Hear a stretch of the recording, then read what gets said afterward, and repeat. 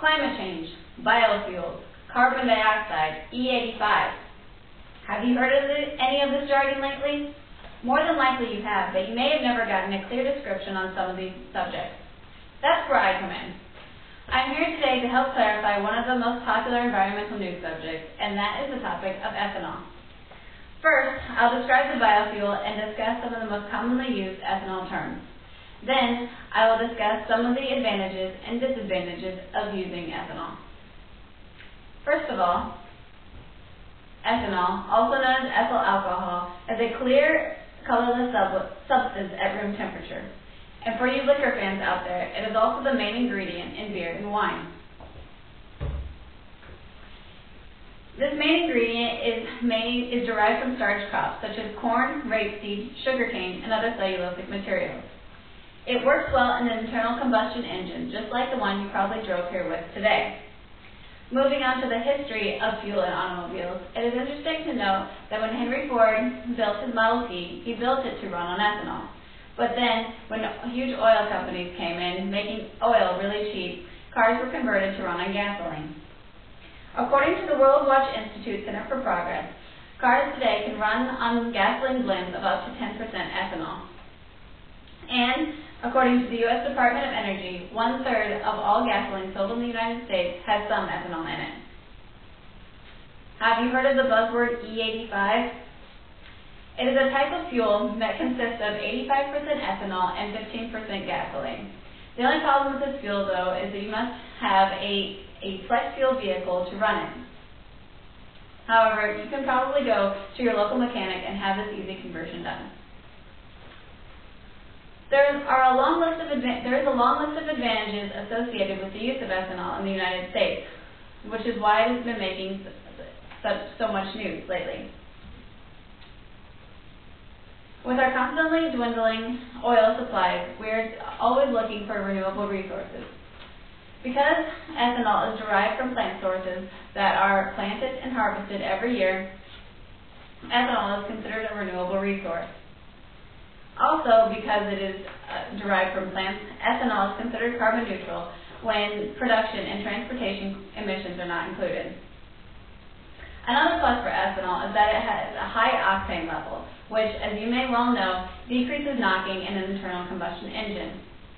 MTBE has been used previously as a fuel additive to increase octane. However, it has recently been discovered that MTBE pollutes groundwater, thus making the case for using ethanol as a fuel additive to increase octane much stronger. For all of you concerned about our reliance on Middle Eastern oil, you'll be happy to know that if we increase our use of ethanol, we will decrease our dependence on foreign fuel sources. Furthermore, ethanol can be good for the environment, as it has been shown to decrease the amount of voltaic organic compounds, sulfur dioxide, particulates, and carbon monoxide in the air. Although there is a strong case for the use of ethanol in the United States, there is a comparable, if not stronger, argument against the use of the fuel. If we are to increase our usage of ethanol, we must first increase its production. In order to do this, we must either clear more land or use existing agricultural fields. If we take the first route and clear more land for agricultural fields, we will risk harming our biodiversity. We will also risk increasing our CO2 emissions by 17 to 420 times, according to a Science magazine report. Then, if we take the second route of using existing fields for fuel crops, we should expect to see the price of food to increase. In a Financial Sense article by Salman Anwar, powering 1 in 10 cars on 100% ethanol would require 1/3 of the currently available farmland, consequently decreasing our food supply. What's more, the U.S. Agricultural Department economists predict that corn prices will rise 20% just over last year. Moreover, ethanol may not be beneficial for your wallet. First of all, you would need to convert your car to a flex fuel vehicle. And even if you do that, your car will not be as efficient as it was when it ran on gasoline.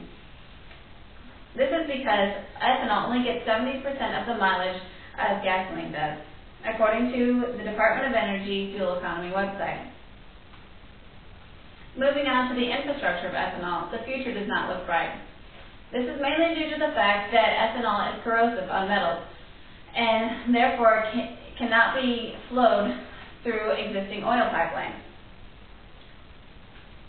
Because of this, the transport costs of ethanol are high, and therefore the ethanol industry must be subsidized by the U.S. government. Finally, the big reason for the redevelopment of ethanol has been to abate greenhouse gases. There is much controversy as to whether or not this actually occurs, but according to one of the biggest and most thorough studies ever done by UC Berkeley professor Tad W. Patzek, corn ethanol emissions could increase CO2 emissions by 1.5 to 2 times that of gasoline. In closing, ethanol may or may not be the fuel of the future. Small-scale and local production may be beneficial in easing our energy needs, but large-scale production seems to do more environmental harm than help. If anything, the hype about ethanol is bringing more attention to alternative fuels and the idea that these alternative fuels are worth investigating. No matter what fuel situation we decide on, no solution will be perfect. But then again, we'll just be adhering to the old age saying, there's no such thing as a free lunch.